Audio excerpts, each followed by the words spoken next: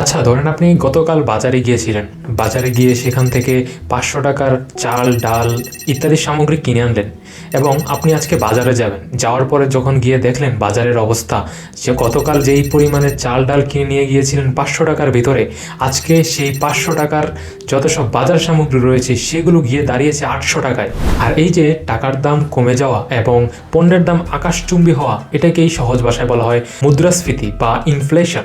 আমি যদি আপনাদেরকে আজ থেকে ১০ বছর আগের মুদ্রাস্ফীতির মান বলি, তাহলে সেটা হচ্ছে 5.92%, যেটা বর্তমান সময়ে 10 থেকে 11%-এ গিয়ে দাঁড়িয়েছে এবং গত 3 বছরে সেটা ঊর্ধ্বমুখী হতেই চলেছে। মানে আপনি 2016 সালে যে জিনিসটা 1000 টাকা দিয়ে কিনতে পারতেন, আজকের এই দিনে অর্থাৎ 2026 সালে আপনাকে সেই জিনিসটাই কিনতে হলে 2000 টাকার বেশি খরচ করতে হবে। মানে 2016 সালে যদি আপনি এক ভরি স্বর্ণ কিনতে চাইতেন, তাহলে আপনাকে খরচ করতে হতো 48,000 থেকে 50,000 টাকা।